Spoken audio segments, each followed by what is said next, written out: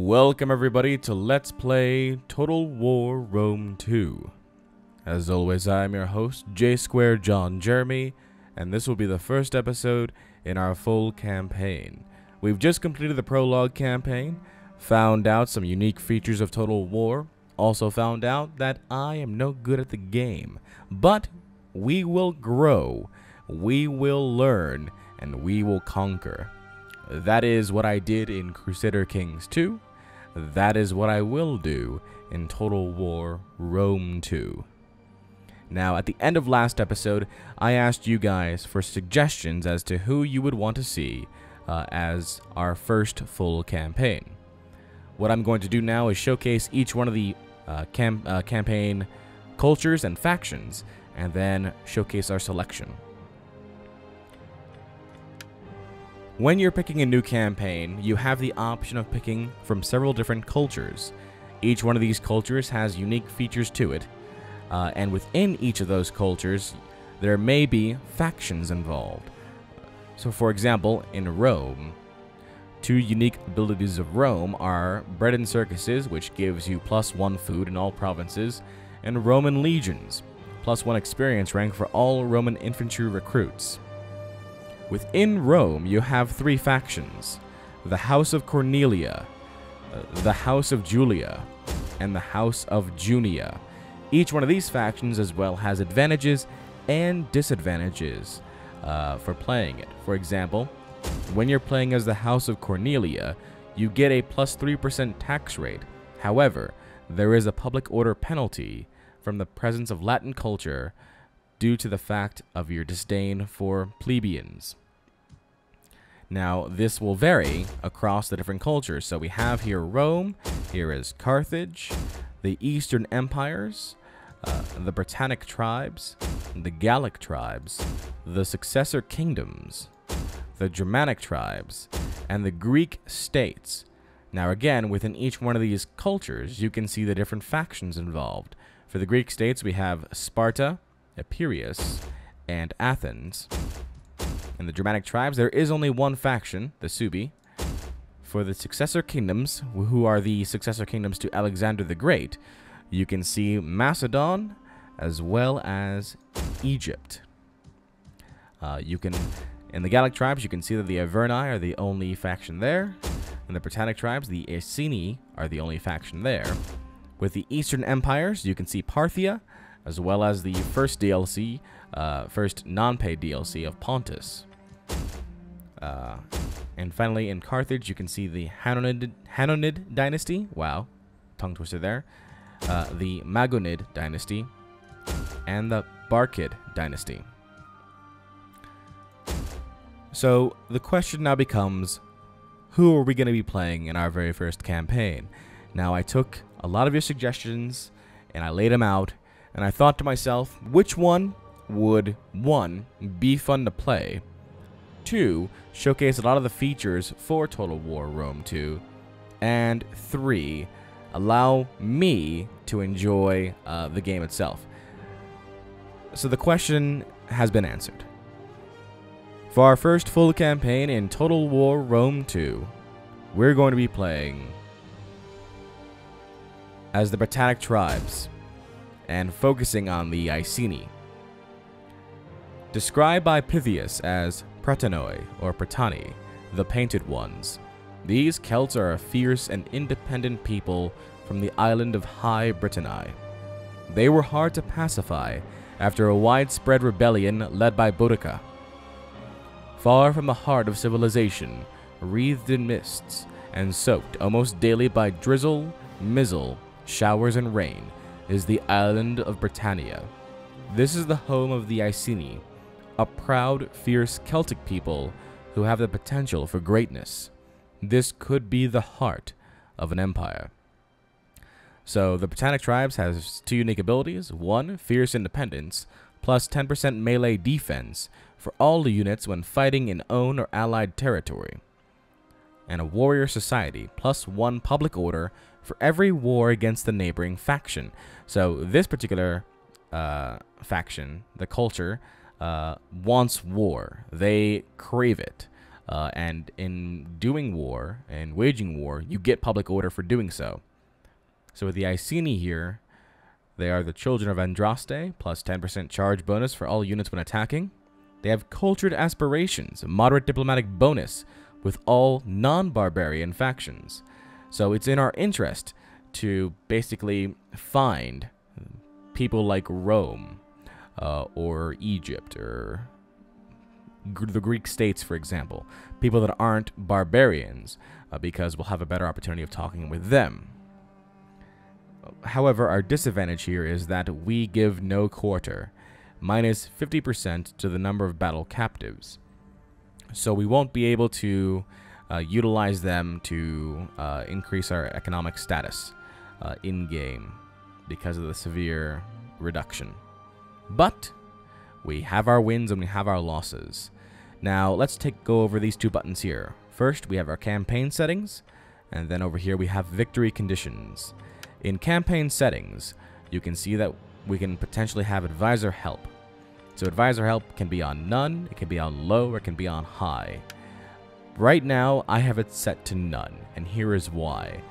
I want you, the viewer, to be my advisor, just like in the prologue campaign where you guys gave great tips regarding grouping, regarding battle tactics and strategy, regarding basically everything that I didn't know about Total War. I want you guys to be my advisors on the field and in the campaign here. So I look forward to hearing all of your comments and suggestions, as I always do on any of my videos, but here in particular, you guys will help me build our empire from scratch. We can show AI moves, which will help us keep track of AI locations and movements. Now, this may increase turn time frames, but since I have a pretty powerful computer, I think we're okay with that. Now, we have options for battle settings here as well. First, we have battle realism mode, which was quite interesting to test, let me tell you. If this is checked, you will have to fight battles without the radar or contextual tooltips. You will also be unable to issue orders when paused. Your camera is also restricted to within 200 meters of any unit, and any enemy units more than 600 meters away will be hidden from sight. I will be quite honest with you.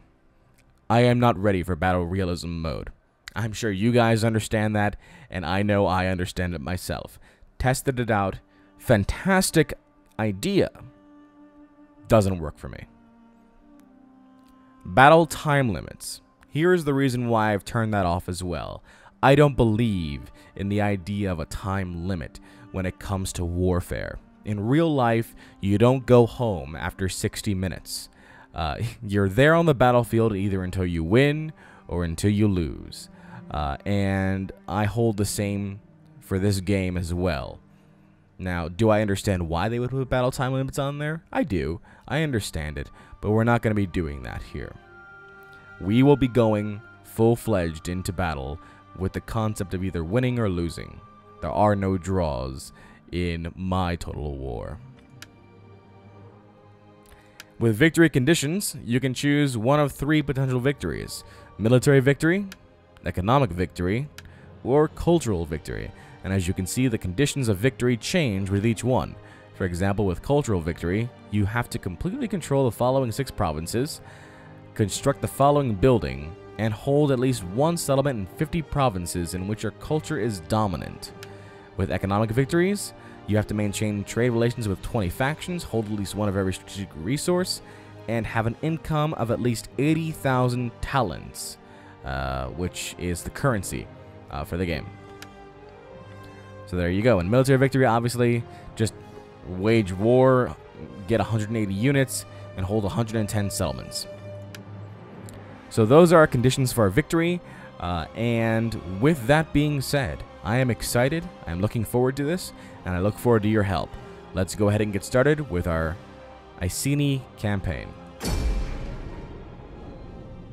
Indeed, laws are silent in times of war, and luckily for us, we're always going to be in war, so in the words of a certain judge, I am the law.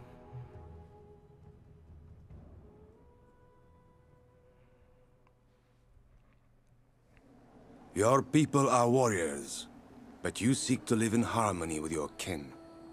The Demeter have chosen to disrupt your peace and bring harm to your people. So stopping them must be your first order of business. The Brigantes are also unreliable and should be dealt with by any means possible.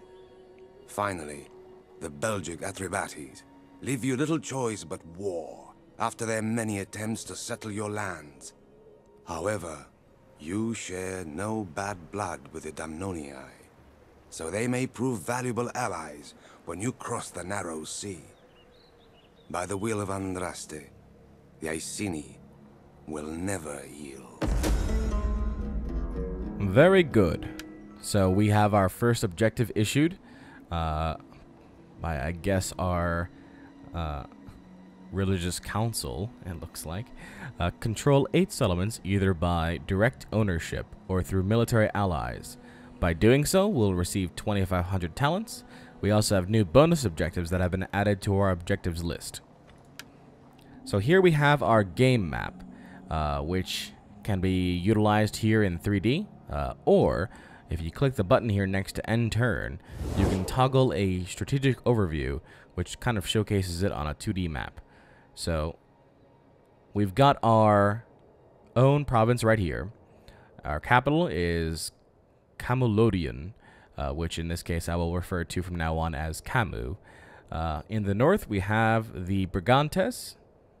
In the west, we have the Demete, who we've already been told we are currently at war with. In the southwest, we have the Damnonii.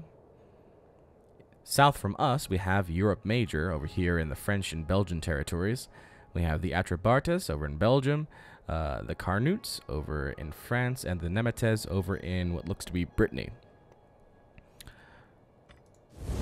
So going back to our 3D map here, we can see that we've got several different units on the field already. First, we have our for the tribe general, Adioctorix, which from now on I'm going to be calling him Tor, because that'll just be easier. I believe if we take a look at our faction here, yep, Adioctorix, Tor, is currently our faction leader. He has 76% influence from 913 out of the 1,200 tribal chiefs. We also have Dagomaros, Rhianorix, and Taxapo. I think Taxapo is actually against us, but Rhianorix, Dagomaros, and Adioctorix should be for us, perhaps. Our culture, we are barbarian, although we are, I guess, cultured barbarians, in that we want to find more culture from more civilized people. We currently have only the one region. We have 4,000 talents, our capital, and our prosperity right now is meager. We have our traits right here. As far as our Imperium goes, we are considered to be insignificant. Your people have achieved little and are of no consequence to the world yet. This can change as you increase in power and ability over time. We can field 3 armies, and right now we have 2 of them. We can field 2 fleets, and we right now have 0. We can field 1 dignitary. We have 0. 1 spy. We have 1. And 1 champion. We have none. And we can have provincial edicts that can be enacted. Right now we have only 1 that potentially could be enacted, but right now we have 0. As far as diplomacy goes, we have no military allies. We have no defensive allies. We are currently at war with the Demete, and we have no trading partners at the moment, which is pretty bad. I'd love to get some trade going on in this campaign rather quickly. So let's go through each one of these buttons here. First off, you can see that we can set a stance for our army.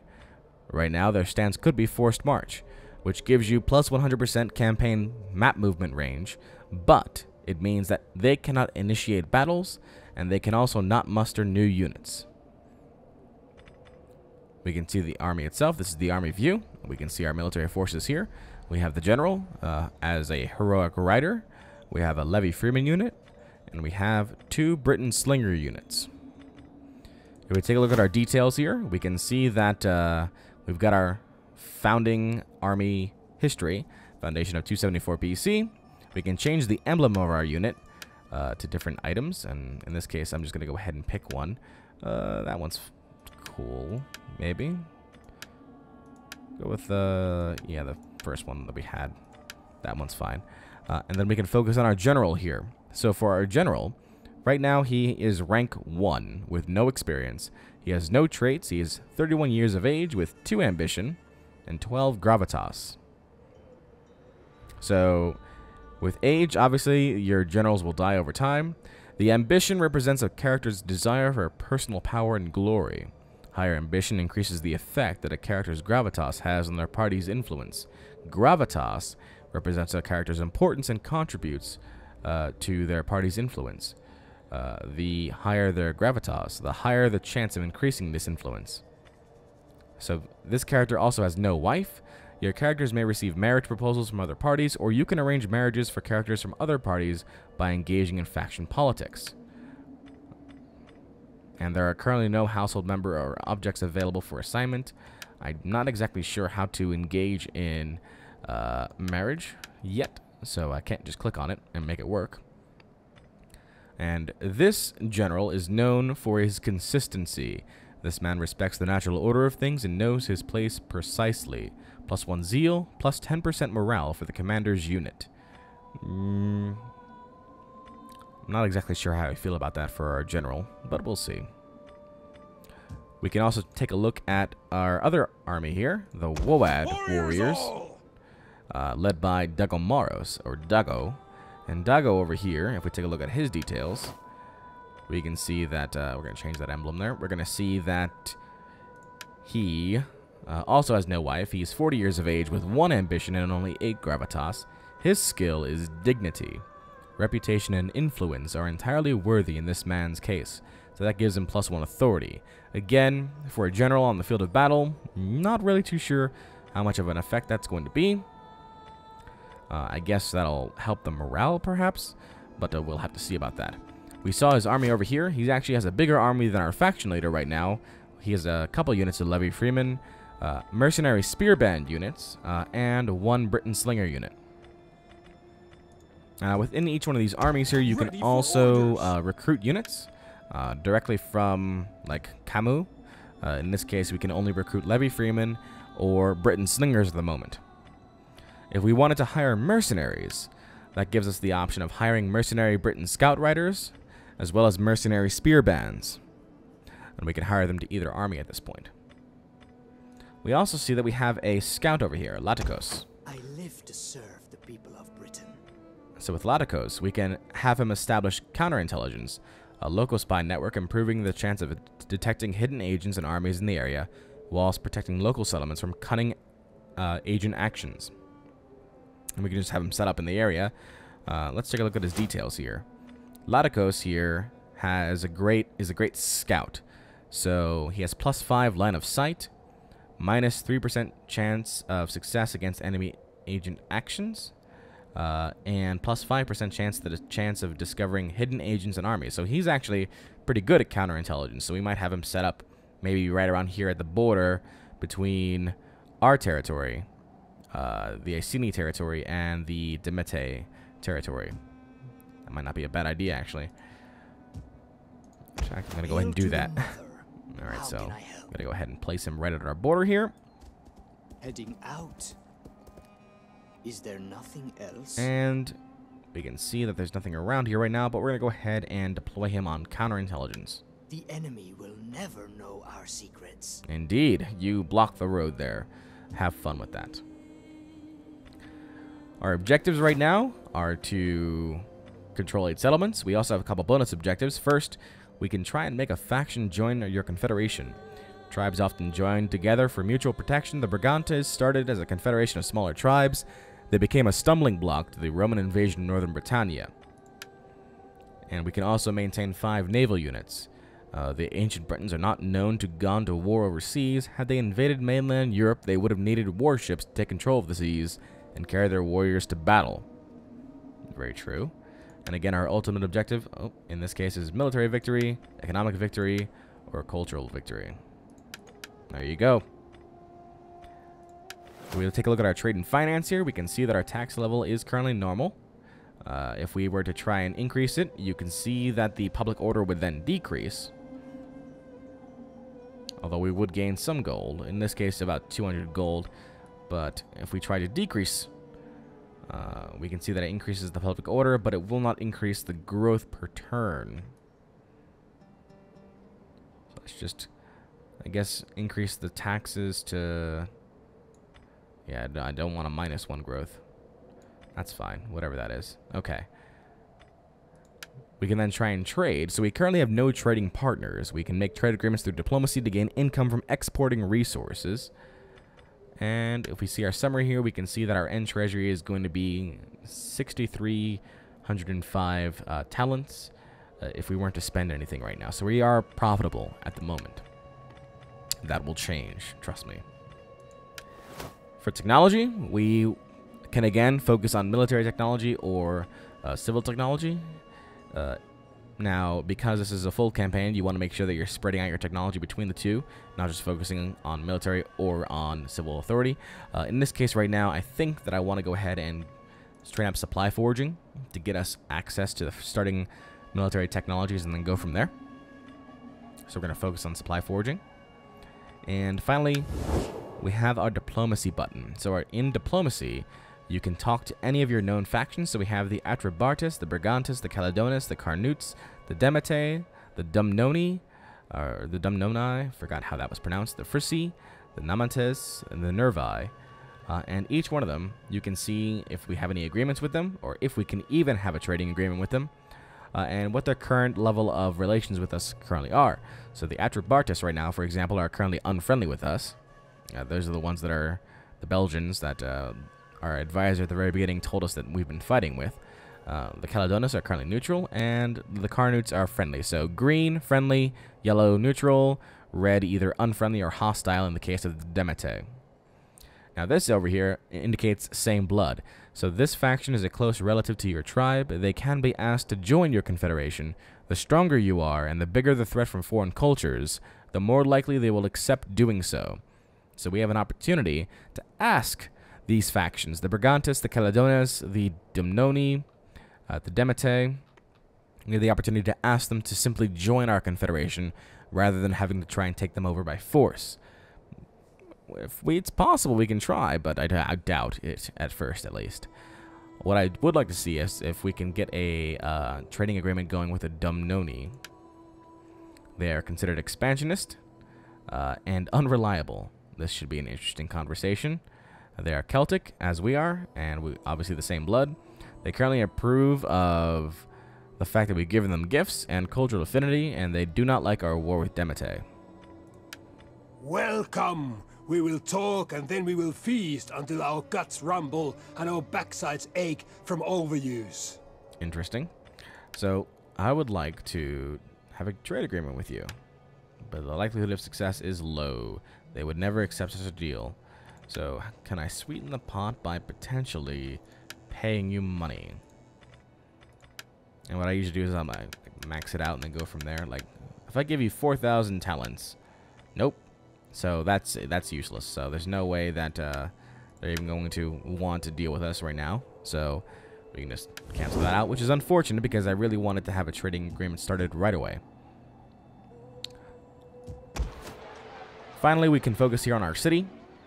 We can work on it by either building it up from a barbarian city to a barbarian fortified city, which basically makes it so that we get access to a couple different things, including Barbarian 100,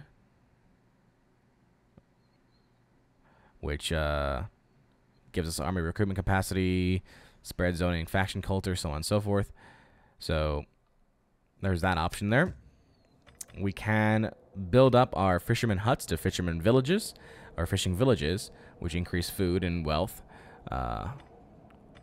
We can create undeveloped land, or build up undeveloped land, which wouldn't cost us a thing, so let's just go ahead and do that. Boom. Alright, which means that we now have access to sacred enclosures for public order increases, artisans' lodgings for what looks to be wealth increases. Oh no, also unlocks a military unit, Britain skirmishers, enclosed land for food, and commons for increased public order and wealth as well. So those are our options there to focus on for Camus at first. And we can see the details in here that the city it has no corruption. No crazy amounts of taxes, and the slaves are about 2.6%. Political order is neutral. Culture is 100%, and we can see that we have security for our city. We can raise our forces, which establishes a new army or navy and appoints a commander to lead it into battle. And we can recruit an agent. So agents can be scouts, they can be dignitaries, or they can be champions, but we need to get supply foraging first for at least the champion. For a dignitary, we need Capellation Furnace. So if you right click on them, you can see how far it'll take for us to get there. So we need to research civil technologies in order to get to Capellation Furnace. And that's basically our overview right now of the game map and how we stand here today. So I'm going to go ahead and end the recording here as it is, and I will look forward to your comments and suggestions as to how to proceed from here. Obviously, we want to, we're currently at war with the Demete, so I think this is probably going to be our first priority, but how to go about dealing with that is going to be something that you guys can definitely help me out with. I look forward to it. Until next time, this is J Squared John Jeremy signing off, saying so long, and take care.